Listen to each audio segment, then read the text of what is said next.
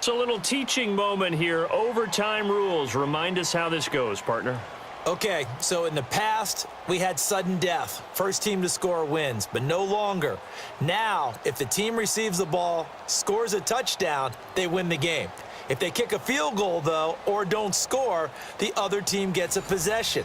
And after both teams get a possession, then we're into sudden death. First team to score wins the game.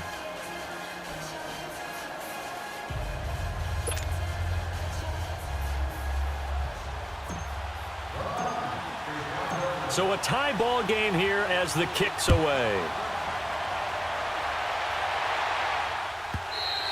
And this will not be returnable. It's out of the back of the end zone for a touchback. And the Rams getting set to go now. They control their own destiny here. They have the football in overtime. Obviously, a touchdown would win it. And I think teams around the league are still adjusting to the idea of going downfield, scoring a touchdown wins the game, because they were used to just going downfield and trying to get in field goal range to win a game. Still having to make that transition. Let's face it now, the ones who are doing it best know they need to go down, attack, put the ball in the end zone, and not leave it up to a field goal and give the other team a chance. Yeah, as we said, they control their own destiny. Oh, and it's intercepted. Picked off by Robert Alford. A costly mistake here at OT. And you know what they say when you throw an interception like that in overtime? You don't usually get a chance to throw a second one. I mean, I'm not sure the analytics on it. Let's ask Marvin, our statistician, to ring that down for us. That's typically how coaches and teams feel about it. If you throw one, you likely cost yourself the game. Line of scrimmage, the 31 now on 1st and 10.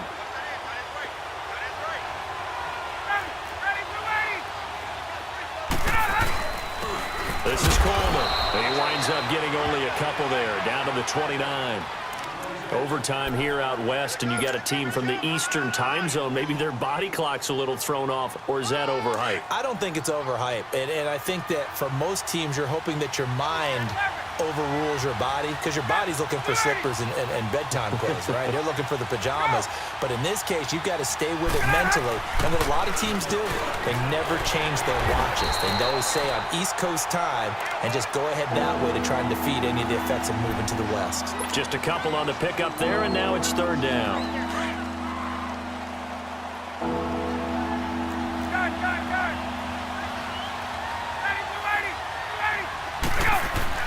Now what can Ryan do here in overtime? And it's complete. Hooper. And down inside the 15 he goes. The 13 yards that time at a first. Brandon, that's a tough guy right there. He knew that was going to happen. In other words, he'll have to absorb that hit. How about him securing the football, churning the legs a little bit, and gaining what he needed for a first down? Well, and that's the deal. On 3rd down, these guys, they know where the sticks are. He obviously knew right there. And if you want to be a dependable 3rd down receiver, you've got to be willing to absorb those types of hits and make those sort of plays. The tackle there by John Johnson. And I know you, with every carry, especially in overtime, you're just saying, if you're that ball carrier, hold on to the football. Hold on to it, protect it, but not necessarily settling, because you're trying to get to the end zone. You're trying to end the game right here. And I know the defensive guys poking, clawing, breaking, trying to knock the ball free and protect their end zone. Yeah, like you alluded to, especially this part of the field. It's a 10-yard gain there, and it sets them up now 1st and goal. That's a lot of beef thundering downfield off of the toss play, and it takes me back to when I was a kid and watching USC play. Remember the old toss that they ran? They used to call student body right or student body left, because everyone was out in front of the ball carrier. In fact, one of their favorite plays, it was called rose stem right or rose stem left. And he is in for the score! And it is absolute stunned silence here as they win it on the road in overtime.